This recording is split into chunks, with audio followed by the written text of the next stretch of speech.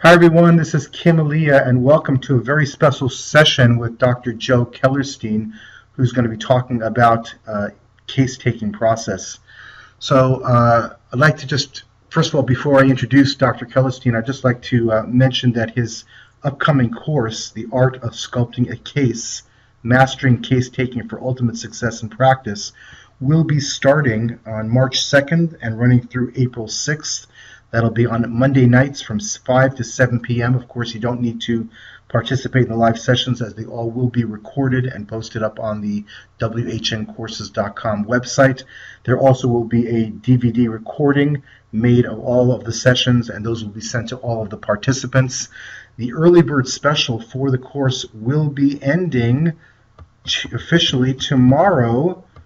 So let me just make sure. Yes, here are the dates. And the sessions run from 5 to 7 p.m. Again, you don't have to participate in the live session. And the regular price of the course is $400, and the early bird expires on February 19th, which is tomorrow, and the early bird price is $200. So let me go ahead now and introduce Dr. Joe Kellerstein. Dr. Kellerstein is one of the most erudite, intelligent, eloquent homeopathic practitioners and educators in our entire community. He's been practicing homeopathy for over 25 years. He's a naturopathic doctor, a chiropractor. Anybody who's had the opportunity to study with Dr. Kellerstein knows that he is an incredibly insightful educator, speaks with great authority and great insight. I could go on and on talking about and praising Dr. Kellerstein and all of his accomplishments and contributions in homeopathy, but I just wanted to share a quick story which I think really sums up who he is as an educator and practitioner. And this has to do with a class that I participated in, I don't know, maybe it was 5 or 6, 7 years ago in Toronto, Ontario, and I was there, and it was a class of his students who were basically watching follow-ups. Patients were coming back in after their follow-ups. I think there were maybe 8 to 10 people who had been scheduled for that day, and the first one came in, and Dr. Kellerstein said, "How are you doing?" And the guy said, "Yeah, I'm doing much better." He said, "Well, how's your, this complaint, that complaint?" He said, "Oh yeah, those are all gone." And he went through the list of problems, and basically the guy was significantly improved. And of course, we see that in our practice. So I thought, wow, okay, he had a good success there. Those do happen, those types of really dramatic successes. Well, basically, I think of all the people who came in, every single person was significantly improved. And even more impressive to me than that was that his students really understood what was going on in the whole process of following up with the cases, that he had educated them in such a manner that they were able to see clearly what was going on, had great insight into the cases themselves, and that's the mark of a real teacher. So not only is Dr. Kellerstein an excellent prescriber, but he has that unique ability to impart that understanding to his students. And I think there's nothing perhaps more important in the whole art of homeopathy than case-taking itself. It's oftentimes said that 50% of your success in homeopathic practice is case-taking, and this is an area of real strength for Dr. Kellerstein. So again, this course will be starting on March 2nd. The early bird expires tomorrow. It's $200 instead of $400, and I highly encourage that you take this class.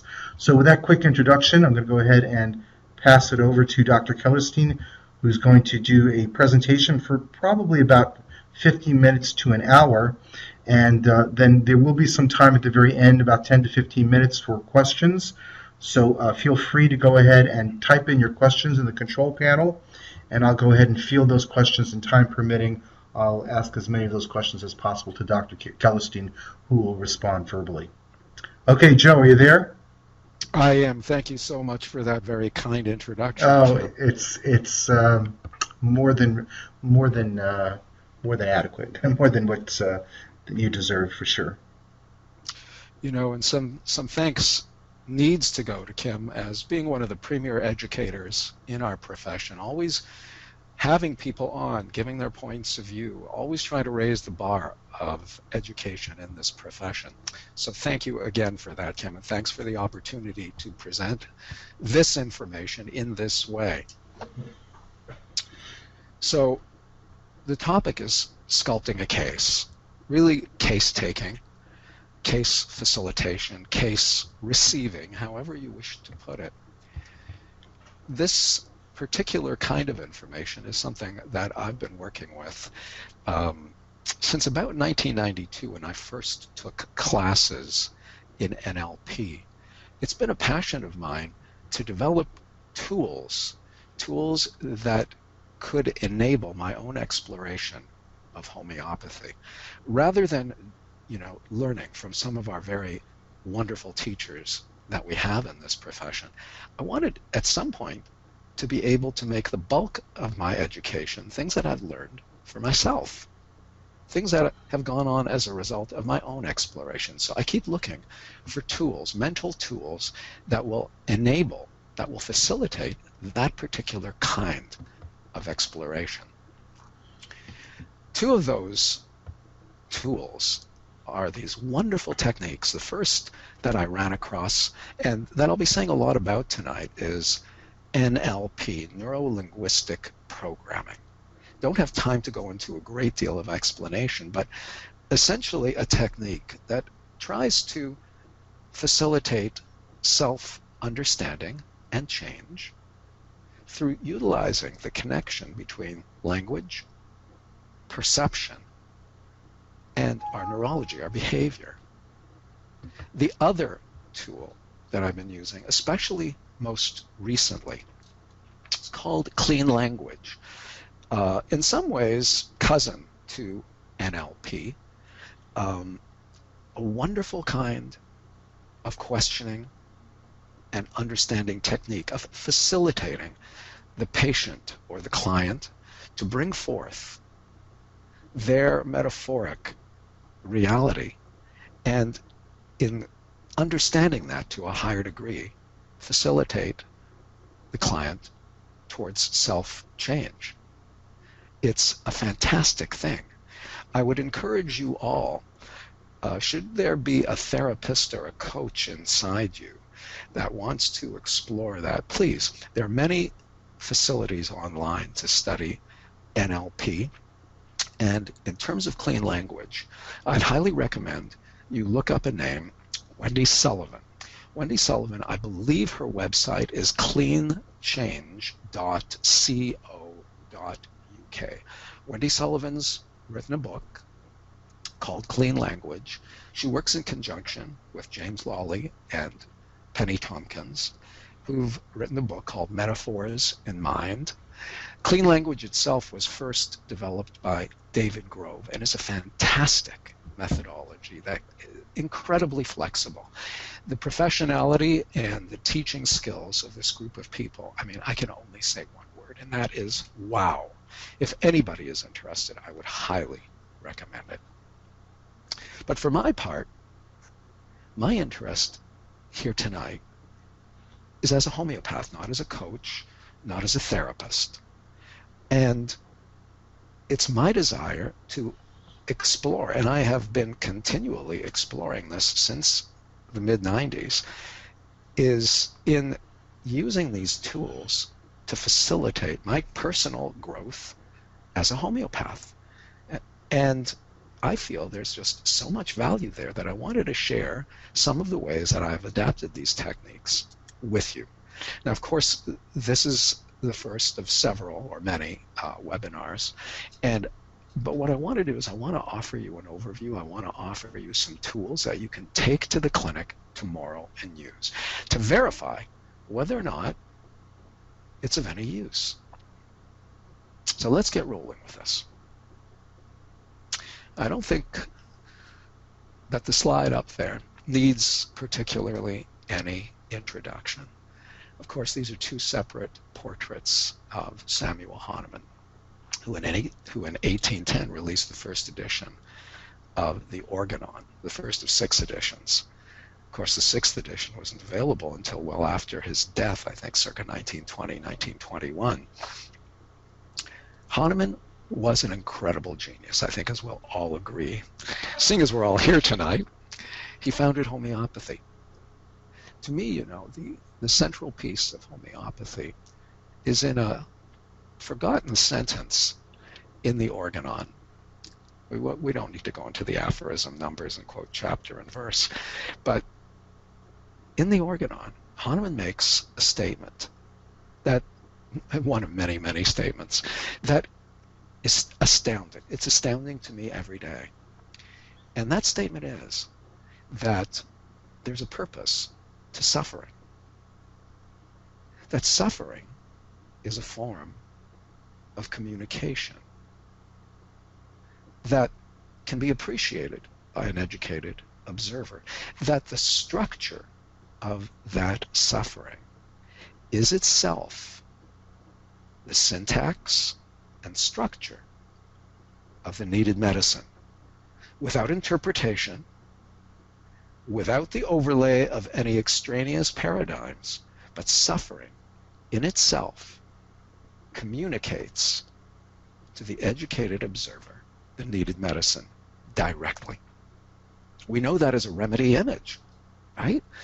And Hahnemann goes on. He says that someday, with a sufficient number of remedy profiles available, that homeopathy will be almost mathematical in its precision.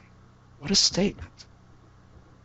The mapping, the direct mapping of altered feeling and function as the needed structure and syntax of cure, and the fact that should we proceed in a Hahnemannian manner and do a sufficient number of experiments, of provings, so as to elucidate the profiles of needed remedies, that someday cure would be mathematical. Wow. It's that promise that has driven a passion for homeopathy. Look at all of us here. Look at all of us around the world. Thousands upon thousands of people dedicated, fascinated by homeopathy. Look at the store of old literature.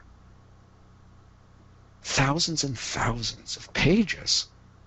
If I'm not mistaken, on the order of 100,000 pages of old literature full of cures of illnesses that are even today very, very difficult to cure.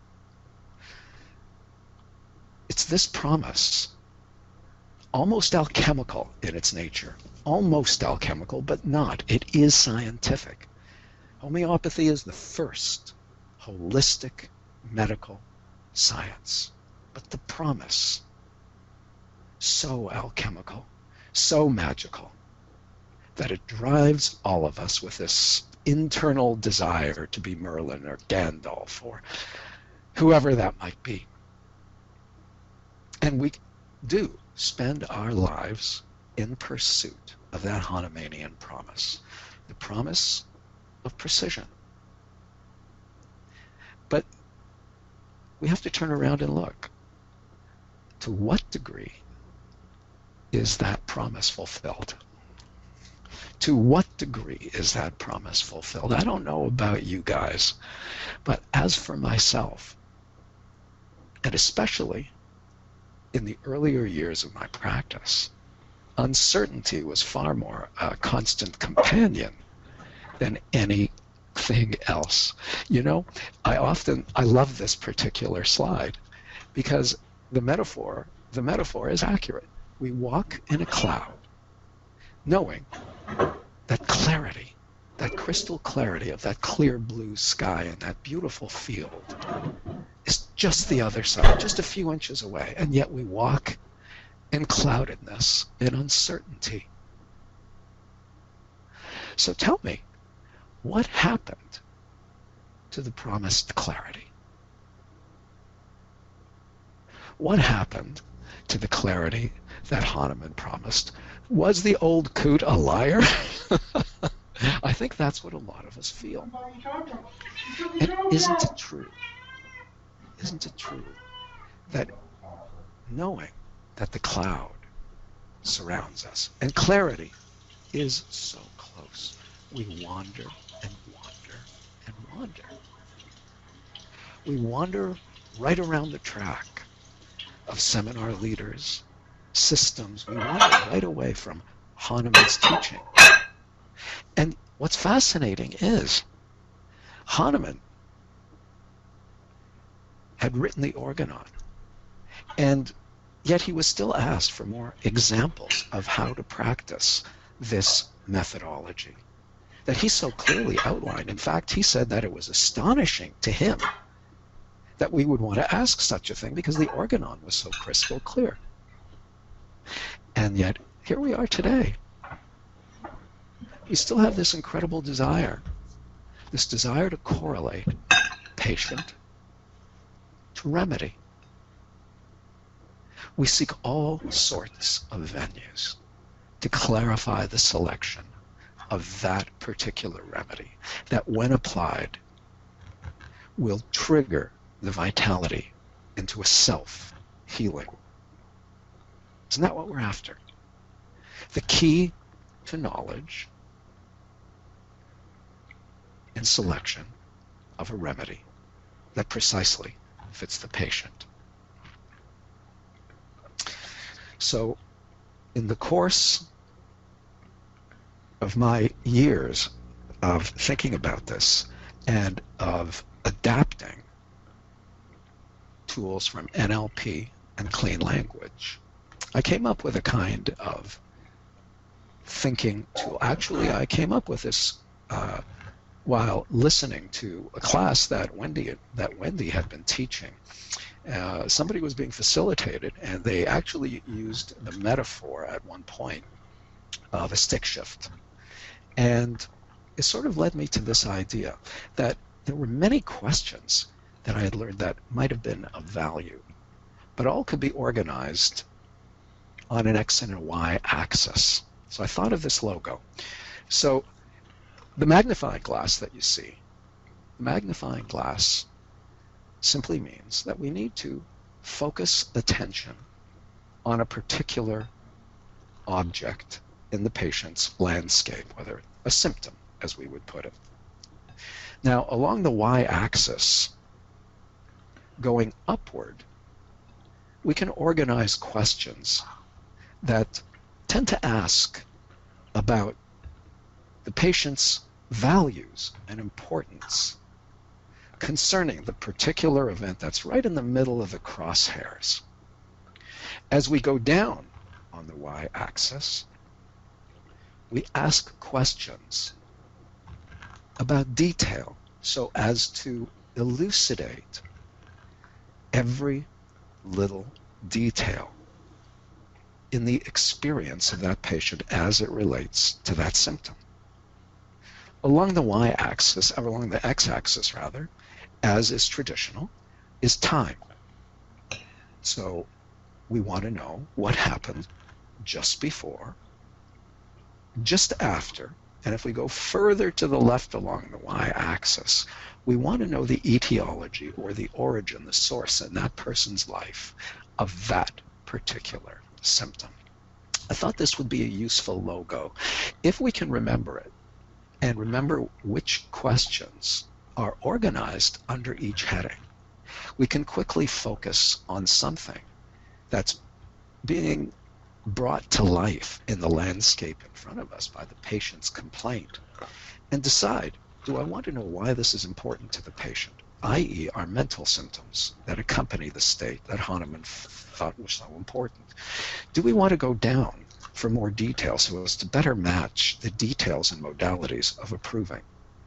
Do we need to further elucidate the origin, because many of our medicines are grouped as to the etiology of a particular complaint? Or do we want a sequence of symptoms? First the chill, then the fever, then the sweat. Do we want to know what happens next? That's along the x-axis. So I thought a logo like this, when kept in mind, very simple, could serve as a kind of bullseye, as a kind of guide to help focus the patient's attention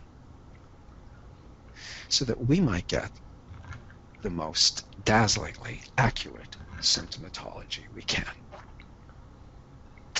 I want to tell you the story of how I came to this. and how to use this, and of course give you many of the questions that fit under each of these categories, and some case examples. Let's hope we have time. I think this is a tad ambitious. So, but in order to bring you up to speed, I want to take you through my own journey of exactly why it was so important. I'm hoping that you're exactly where you need to be right now so that you're comfortable, focused, can follow along with me, and perhaps in some way, maybe even relate to the evolutionary steps that I went through in attempting to solve the problem that I had, and in coming to certain insights about that.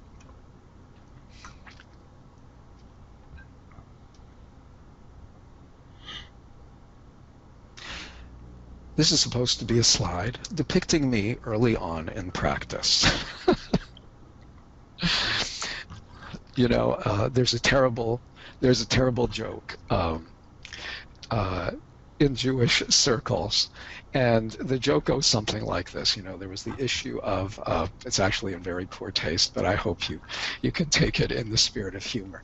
That along the lines of the issue of abortion, then Joan Rivers, I think it was, as a comedian, once said that in terms of Judaism, the fetus isn't viable until it's graduated med school. And in this case, early on in practice, I certainly felt like an infant. Every day was a great day of learning, and so many obstacles that seemed insurmountable, but some lucky things too. Lucky things that I think I was fortunate in being able to use as a learning opportunity. I recall one very, very generous gynecologist who took to referring a lot of his patients to me when they refused medications and refused referrals, in this case to psychiatrists. Early on, in about 1992, I think it was, he referred a number of patients to me, most of whom were depressed, severely depressed. I was confronted, and I'm sure you can relate, I was confronted with a patient who came in, sat down in front of me, and said, "I'm depressed." And that was all they had on their intake form. I said, "What else was there?" And of course the answer was a pretty stark, "Well, isn't that enough?" I'm sure you understand. The problem as a homeopath is that if we look at the rubric in our reference material, in our repertories, if we look at the rubric sadness, where we would typically initially look to see which remedies have been successfully used in depression, there are over 600 remedies. Impossible to differentiate. So we have a chief complaint so vague, so general, that it's virtually valueless in determining a particular remedy with any specificity. And this happened patient after patient for quite a while. I was groping for some kind of methodology that would enable me to use information in some way so as to bring to bear more precision. I made the rounds of the seminar circuit. I went from South American prescribers to French prescribers to using Vega tests, to using radionics, to doing essences, to later on doing kingdoms and miasms and many different approaches. None of them really seeming to give me the clarity and perspective that I desire. That's a personal opinion. I felt very much in this situation. I'd hit a brick wall. I had no clue as to what to do. Luckily, by this time, I was associated with a teacher who was interested in Hahnemannian studies and in getting back to something that was more purely Hahnemannian and getting back to basics. I went to that teacher and I approached that teacher. At the time, my teacher was Andre Sane. This is an old picture of Andre. Since then, he's undergone extensive plastic surgery. No, I'm only kidding. Of course, this is Yoda. But this is the kind of desperation that one will often approach a teacher or a mentor with. And Andre was very helpful.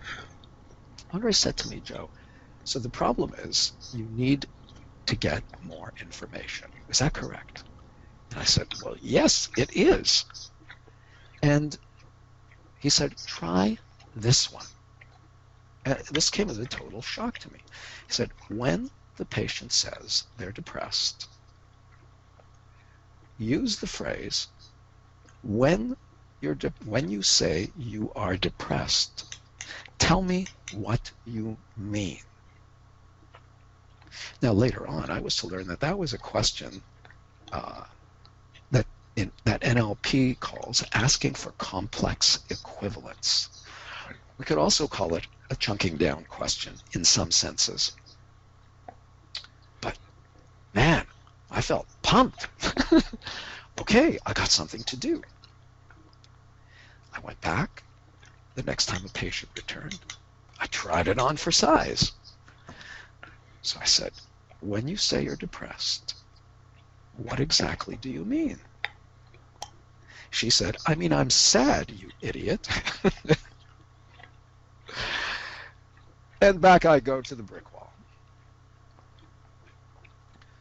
And back I go to Andre. And I go, well, Master Yoda, this is what happened. And he said, no, Joe, you don't understand. If the patient gives you an answer equally valueless, simply repeat the question. I went, huh? So you ask a question, and then there's actually a way of using it. First, the question was, what do you mean when you say blank? In this case, what do you mean when you say you're depressed? Then she said, I mean, I'm sad. So then the next step would be to say something like, and when you say you're sad, what do you mean? Well, you know, it worked.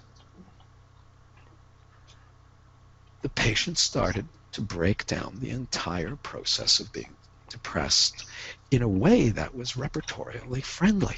I couldn't believe it, that I was getting closer to proving like symptomatology in my case taking. It was one of the first times.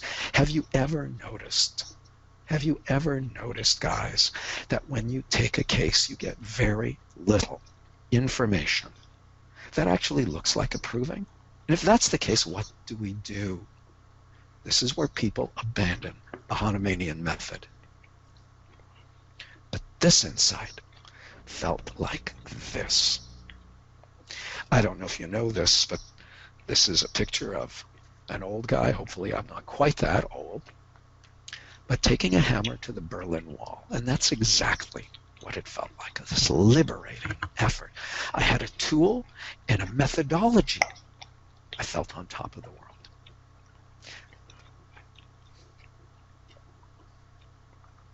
But you know, it's not the only thing I was instructed to do.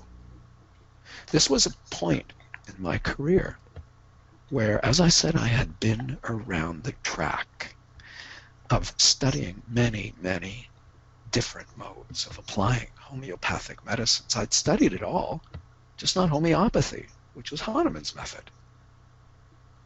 I was told to return to the source.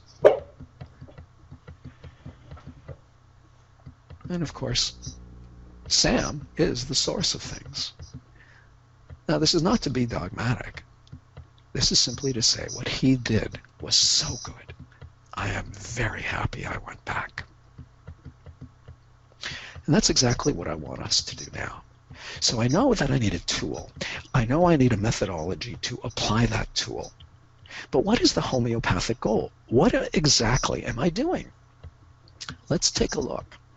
And as you know, when I want to take a look at things, I often go back to the organon, the basic text of homeopathy, a text that grows deeper and more insightful with each passing year. Let's take a peek. This is a segment of aphorism 153. This is the beginning of aphorism 153.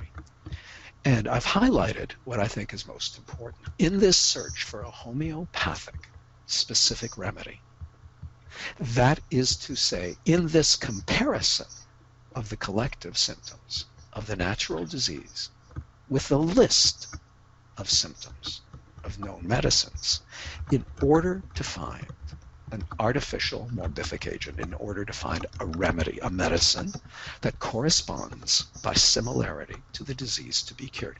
Okay, so I highlighted the word comparison. Why? Because that's what case analysis is. It's a comparison of two lists. The list of the symptoms you've managed to harvest from the good work of the patient self-sculpting their state, on the one hand, versus the known symptoms of a particular medicine. And the art that you're applying here is an art of comparison.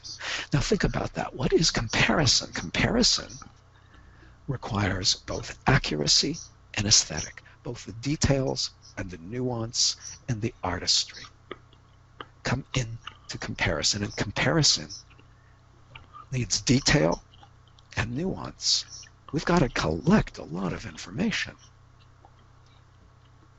In aphorism 151, Hahnemann tells us, if the patient complains of a few violent sufferings. Now, we have to backtrack a bit. Aphorism 150 is where Hahnemann makes the distinguishing point that trivial ailments which are not violent, will not excite the vitality to a true portrayal of a homeopathic image.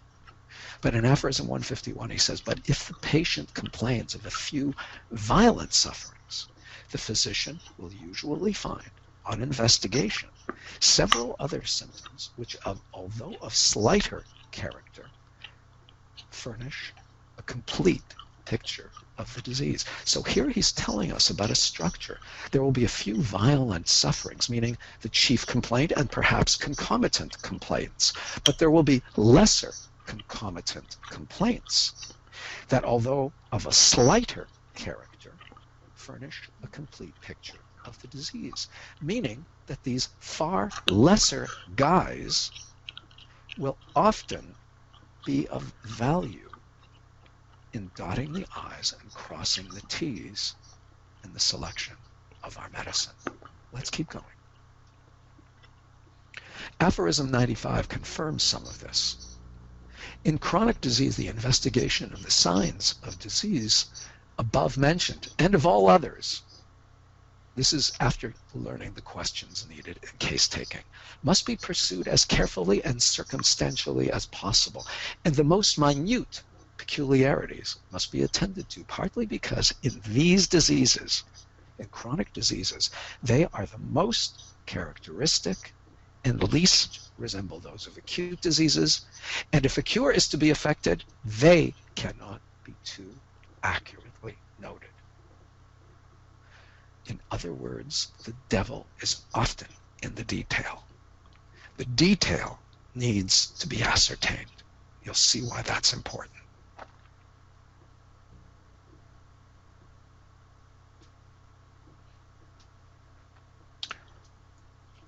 In chronic diseases, this is aphorism 82, in a chronic disease that has been gradually progressing for several years, the symptoms are much more difficult to be ascertained. In fact, the patient often looks at many of the symptoms as if they were health. Again, so we have to cultivate this skill of acquiring symptoms, which are often difficult for even the patient to recognize.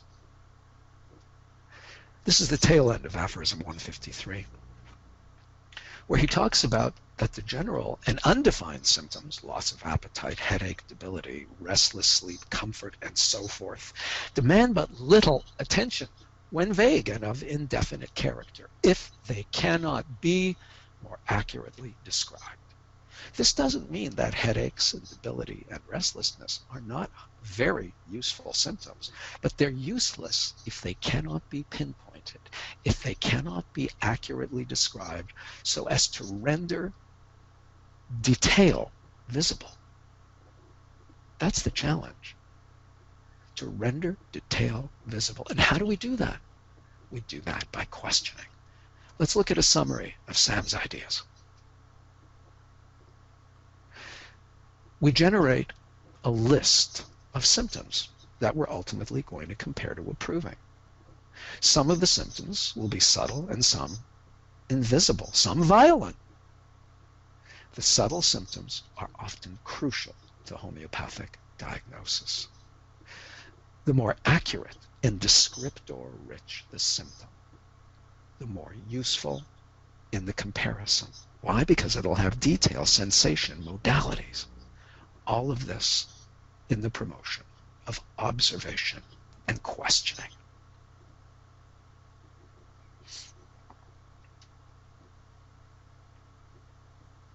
Our vector, our ultimate direction, is patient to proving, so as to facilitate a remedy.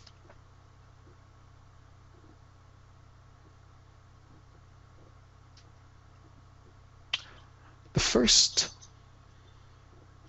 real help that I encountered in my desire and my search for tools around this issue came from the NLP Metamodel.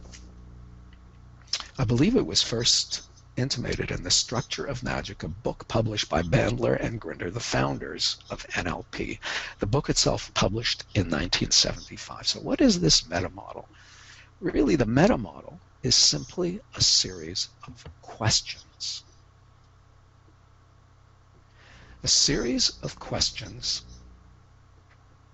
whose goal it is to recover the original or primary experience. It's also called the deep structure, but here is one of those moments where I'm going to bend and twist and mutilate concepts so that they adapt well to homeopathy. Imagine the situation. Just imagine this situation. I wake up in the morning and I've been possibly clinically depressed for quite a while.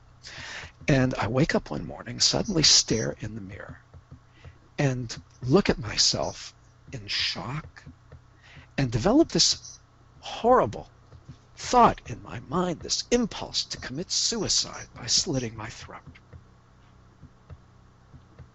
That is the original symptom.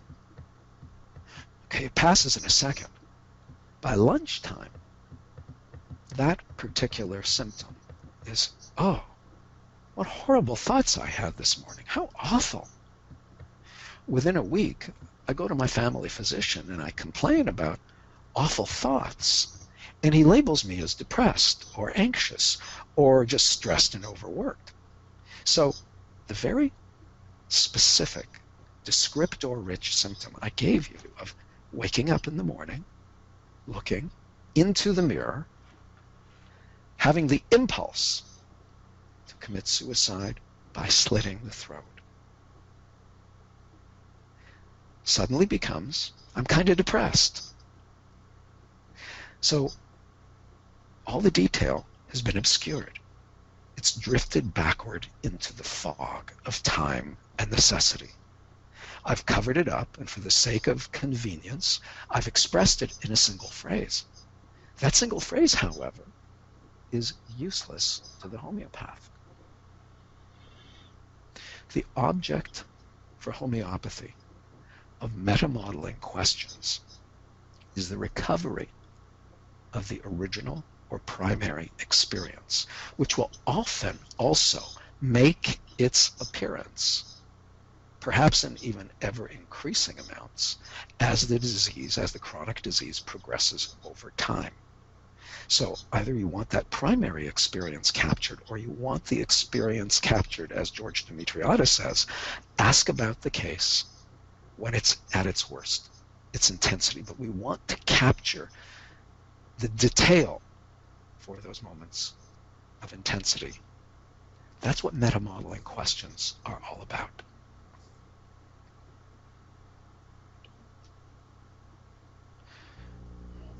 These original or most intense events are the symptoms that have the most juice for homeopathy. And let's get on and get into the detail of the actual questions. Again, there's the logo. Remember, going up is asking for value. Going down is asking for detail. Going back is asking for what happened just before, and before that, and before that, all the way back to the etiology or the source. A wonderful clean language question. Another clean language question is going forward. And then what happens? And what happens after that? So the sequence of events, also useful for homeopathy.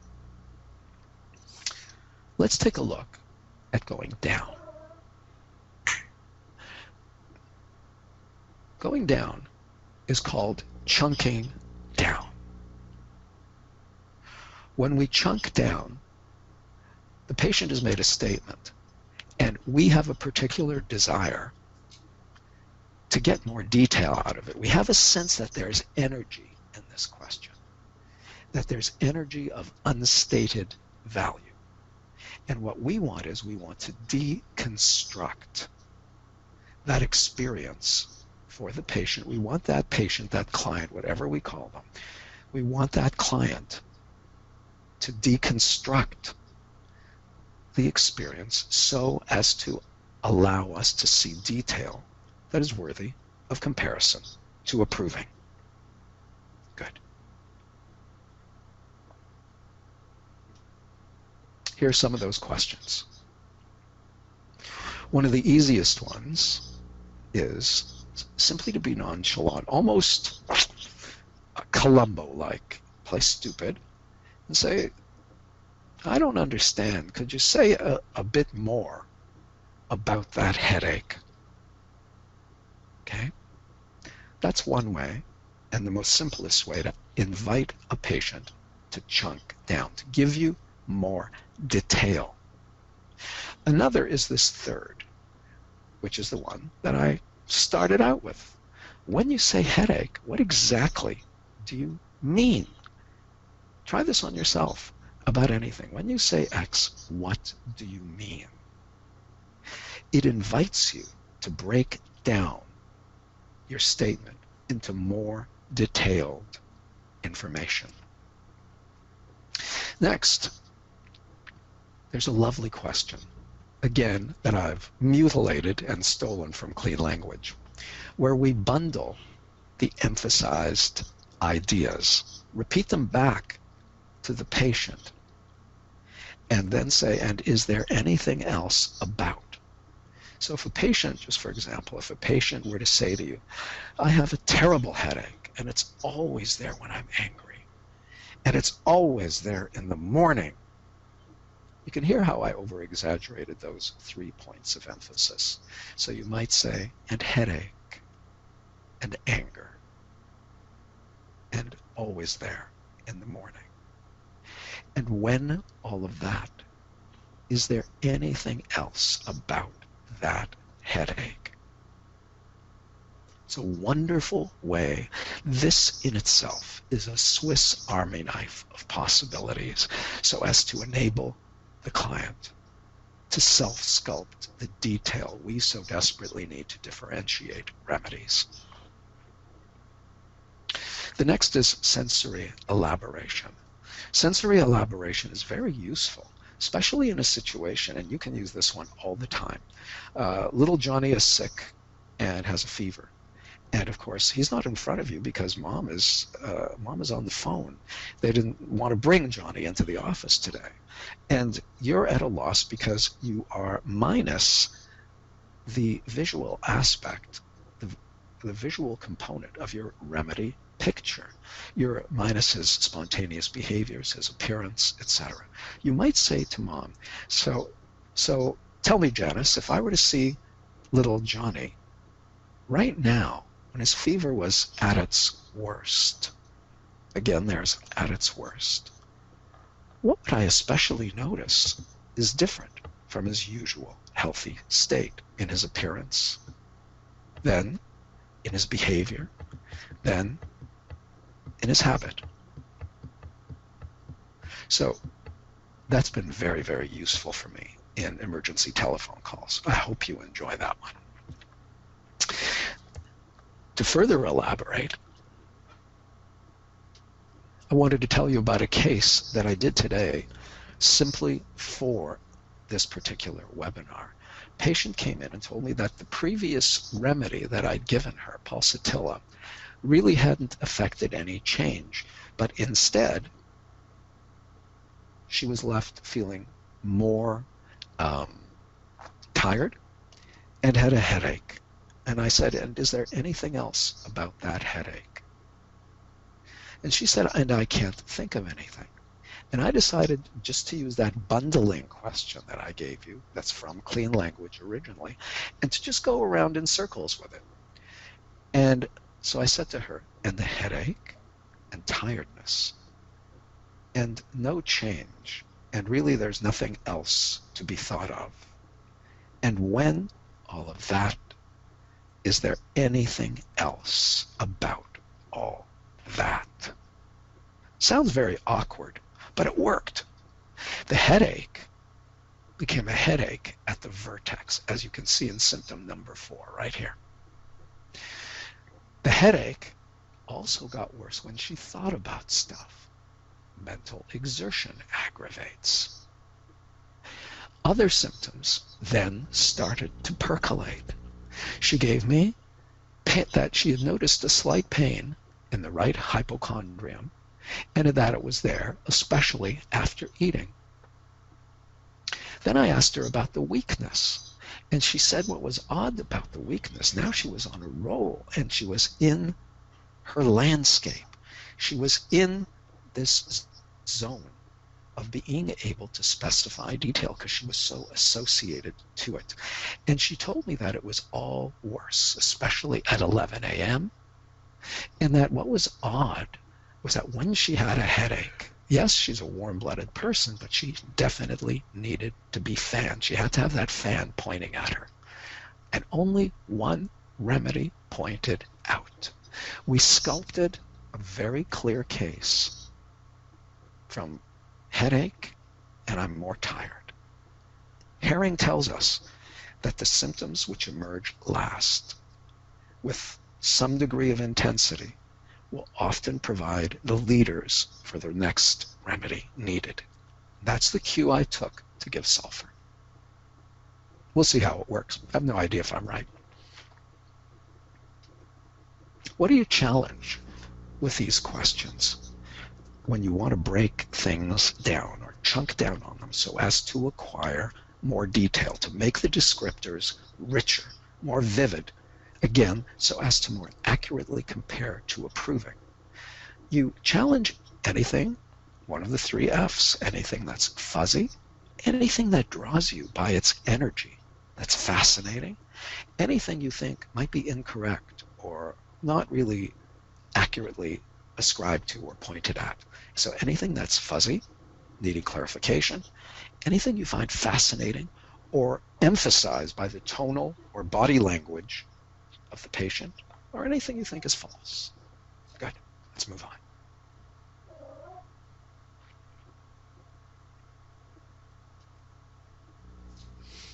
This is the arm of the X and Y axis going up.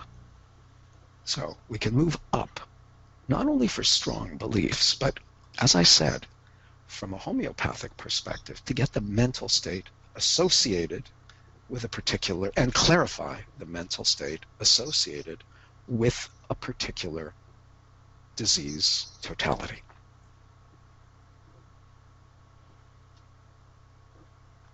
So, for example, I did an exercise with some students, and I said, just describe a problematic situation that's kind of trivial and there in everyday life. And a student volunteer came forward, and she said to me, well, okay, so I have some difficulty standing and waiting in line for my Starbucks coffee. And she said, this was after lunch. She had just come back from lunch, and she was waiting in line for an espresso, and she felt the line was moving too slowly. And she found that annoying. Okay, so annoying is useful in the sense that we might consider it ailments from vexation or vexation. But I went, how is that a problem? What's important about that? She said, well, it's just not right.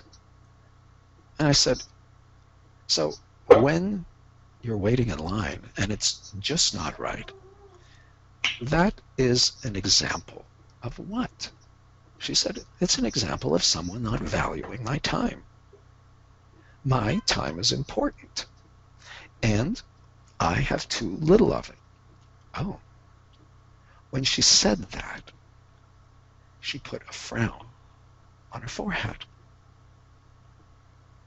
Suddenly, she's in a hurry. Time is of the essence. There are many things to do. And she has a lovely frown permeating her forehead as an objective symptom. Could that be a case of Knox? Well, we would have to disprove that hypothesis by further investigation. But that's how it's done. Another person, when I asked the same thing, was in the same line.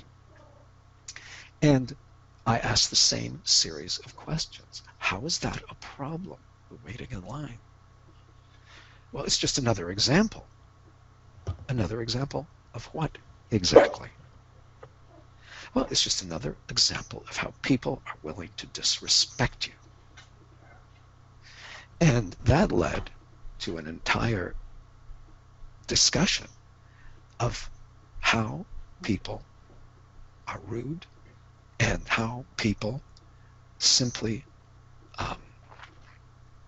insult without even knowing it, but they do insult and deeply hurt. And when I asked, how does that affect you? She actually gave me this line where she said, I go home and I have difficulty sleeping because I dwell on those particular incidents a lot. You've got to investigate Staphys agria. Okay, do you get the idea? So we can go down for detail, up to associate the important mental state, again, with the object of our magnifying glass, which here may be the totality of symptoms or any particular symptom or any particular statement. Good. Let's move on. The next axis is time, the x-axis, time. It goes to etiology. It goes to sequence of symptoms. It goes to what happened just before, what happened next, what happened after. It could even go to, and what do you anticipate will happen in the future? Lovely questions. Is etiology important in homeopathy? Certainly. An etiology of grief, an etiology of injury. Just two examples.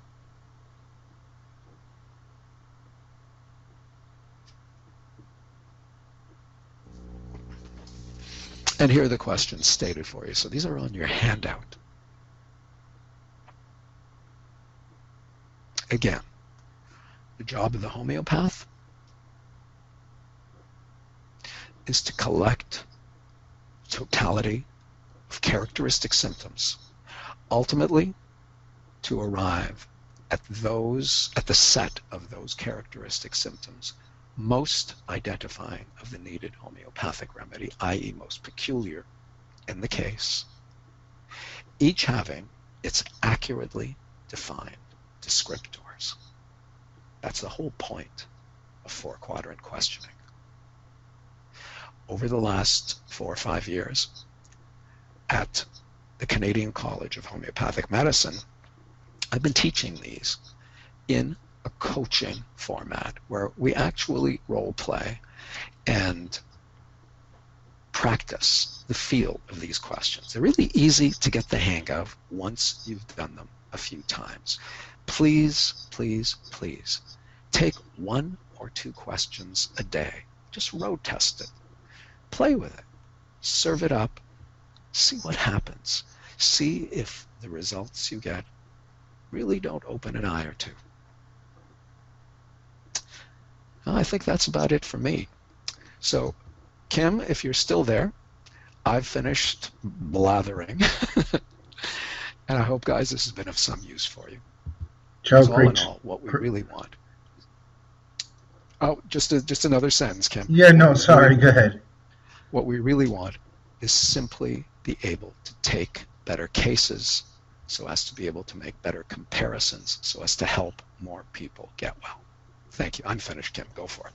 Great job, Joe. So we're gonna have a little bit of time here, about 10 minutes for questions and answers. Are you up for that, Joe?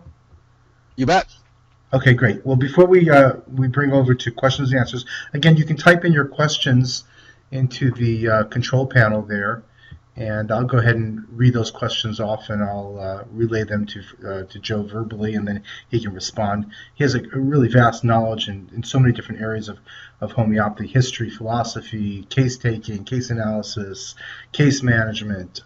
You can really ask him just about anything, and he'll be able to speak for hours about it. So go ahead and take this opportunity to write in your questions, and I'll field those. While we're waiting for the questions to come in, let me just again reiterate that Dr. Kellerstein is going to be offering a much more elaborate 6-week course, 2 hours per session, 12 hours in total, entitled The Art of Sculpting a Case, Mastering Case Taking for Ultimate Success in Practice. As I mentioned earlier, case taking is at least 50% of what is required to be a successful homeopathic practitioner. Dr. Kellerstein is an absolute master in this particular aspect of homeopathic practice, and you're going to learn a tremendous amount. The classes run from March 2nd through April 6th, from 5 to 7 p.m. It's Monday nights. If you can't participate in the live sessions, no worries. All the sessions will be recorded and posted up at whncourses.com. And then at the end of the course, you will receive a DVD and a CD, both MP4 and MP3 files. MP3 files you can play in your car while you're driving around to listen to, or you can actually watch the video sessions on your computer. They will be stored as MP4 files. So this will be an excellent course, and again, the early bird special of $200 will be ending tomorrow, February 19th. The regular cost of the course is $400, so 50% off the regular price. If you want to go and sign up, you can go to wholehealthnow.com. You can click on the courses tab right over here.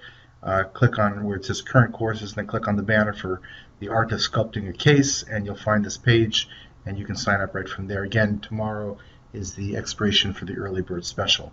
So let me go ahead now and check on questions. And again, Joe, thanks for doing a great job. Let's see what we might have here. Let's see what we have here for questions. Right, here's just a comment. I'll start with this one. It says, not a question, just a comment. Interesting to note the parallel between the process many of our patients go through, thrashing around, searching for something that will help them, and then finding their way to homeopathy, and us as practitioners who often also thrash around trying other stuff while we go through the years necessary to learn good, he uses the word classical or Hahnemannian homeopathy, to the degree that it gives us nice, reliable results like Hahnemann. That's beautifully said. I like that. And here's a comment. That was great. Thank you very much. Here's a comment. Have you ever worked with Tinus Smits? Tinus Smits was I think he was a Dutch homeopath. He died a few years back. Joe, did you get a chance to work with Tinus at all? No, I never did. Okay. There's a question. Can I see slide 35 again for a screenshot? Just so you know, Dr. Kellerstein was kind enough to send us the whole PowerPoint presentation that he presented, and that will be posted up at the Whole Health Now website on this page along with tonight's recording. So you can access it at a later time. You just go to this page here on wholehealthnow.com, and you'll be able to get the entire presentation. And you can download it and use it however you would like. Okay. There's a question here. How many cases will you be discussing during the 12-hour course, the 6-week course, Joe? We'll be discussing quite a number of them. We have videos of some cases, we have audios of other cases, and we'll be discussing some paper cases and how they were solved, yes. How many? I don't know off the top. Okay. I'm sure it'll be very rich in cases. There's another question about the handouts. Again, the handouts will be posted on this page. Okay, so the last slide of questions. Again, we'll post all this stuff. You can just download it at a later time. Here's an interesting question. Does NLP also apply to case management? Absolutely. Not only does it apply, it's a great question. Not only do these questioning procedures, or I shouldn't say procedures, that makes it too techniquey. It's these questioning skills. Not only do they apply to case management, they also apply to offering many insights to the patient. The beauty of this kind of work is that we're asking the patient to self-sculpt experience. In the process of doing so, they'll get aha moments, they'll get insights, which in itself are automatically therapeutic, very therapeutic. And in terms of management, once a patient understands that you're there to help them self-sculpt, help them find a way towards their own health in their own way, management becomes much easier. You'll still lose clients. You'll lose clients because their needs will be at odds with your philosophy in some way. That's unavoidable. But patient management does become much clearer, much better. Yes. Okay. Here's a question. I find that I'm able to ask the correct questions, but find I have issues with translating the words to the homeopathic software. We can't forget that there's another end to this that I haven't sufficiently discussed. And that is that as homeopaths, not only do we have to know how to acquire information, but what informs our organization or our judgment as to the value of that information is our previous knowledge of materia medica and repertory. So what becomes valuable is only valuable inasmuch as we have studied homeopathy. And we keep asking questions until we have a landscape rich in nuggets that do apply to homeopathy. So that's a basic premise. But we're always, as homeopaths, for the rest of our lives, studying repertory and studying materia medica. Very good. Here's a comment. Thank you, Dr. Joe. Wonderful as always. Love the way you approach the NLP. Also, how many CE credits is the course worth? I'm an ND.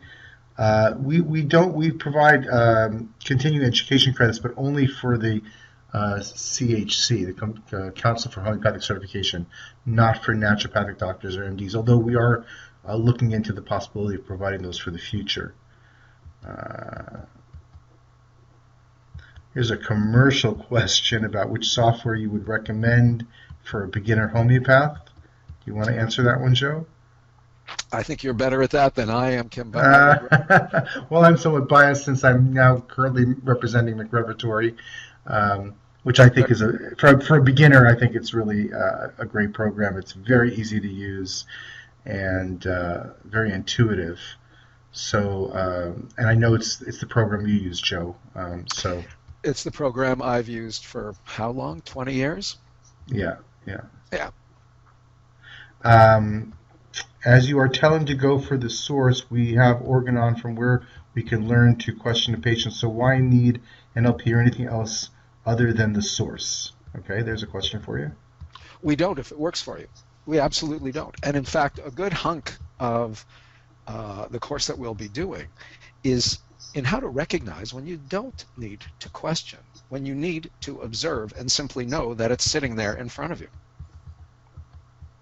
Now, Hahnemann did talk a lot about questioning and how to question in this section in the Organon from about 84 to 104 on the art of case taking and questioning. And we will take our cue from that. Hahnemann invited us to question and to further question. If it works for you, if your skills work for you, you don't need me. All right. Here's a question, a good question. You said, I registered for the cardiovascular course and have not received the DVDs. I want to know when you are setting them before I register in another class. Well, the truth of the matter is we take anywhere between 3 to 4 months to edit and produce the DVDs. I actually have somebody go through every recording. He's a sound engineer, and he goes through every recording to make sure that because these are all being done online, these recordings, and there's potential for humming sounds or things to come in there. And I actually have him clean up all this stuff and edit out any noises that come in, and also any if there's internet dropouts or anything else.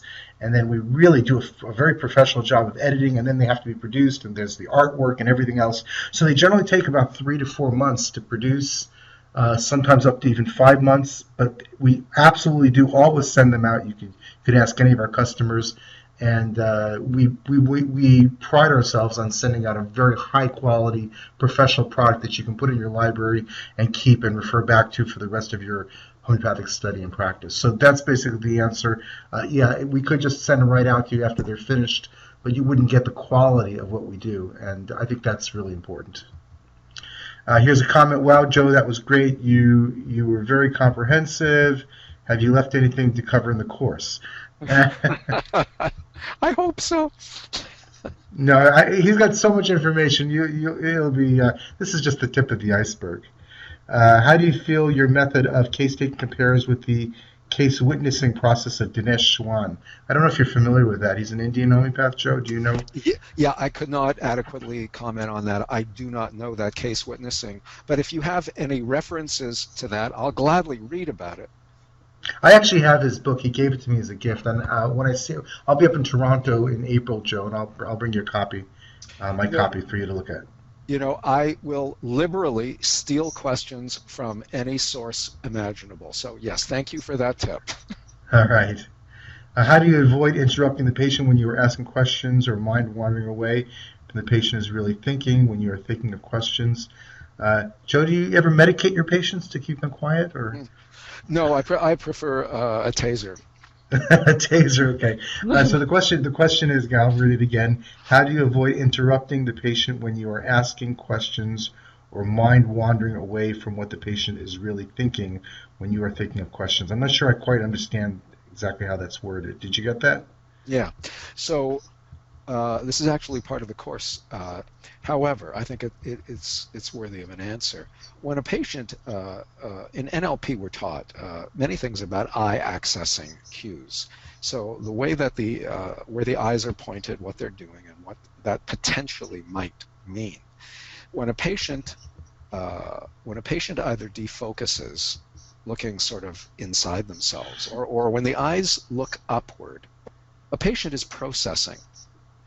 In NLP, it's called a transderivational search, but it basically means they're going inside themselves looking for information. So you allow that to occur by a very careful look at body language. As long as the patient is inside themselves or is not firmly re-associating to a state of rapport with you, leave them alone, because they're processing in some way. And if you step on that, you're going to interrupt that process and potentially lose information. Very good. Good. I'm sorry, Joe. Go ahead. No, that's it. That's it. Okay. Okay. I think I'm just going to ask this final question. We've got a lot of questions here, but there just isn't time to answer them all. But one person asked that he's not able to see the $200 special. Can you send us a direct link? If you just go to our website, wholehealthnow.com, WHOLE, health, HEALTH, NOW.com, wholehealthnow.com, and click on the courses tab, and then click on the left, you'll see current courses. If you click, you'll go to the page called The Art of Sculpting a Case. That's where you can see the special, and that's where you can register for the class. Again, I'm sorry we don't have more time. There are a lot of questions here. But yeah, there's just too many. We had about almost 300 people on the call tonight. So I do wish everybody a very good evening. I hope you will take the opportunity to study with Dr. Kellerstein. He really is a master at the science and art of homeopathy. Joe, thank you again for joining us. It's always a great pleasure. And I want to wish everybody a very good evening and look forward to another free cast with you in the future, and also to your participation in any of our upcoming courses. Take care, everybody. Thank you again, Joe. Thank you, Kim, and thanks everybody for your attention. Have a great evening. Yeah, bye-bye, everyone.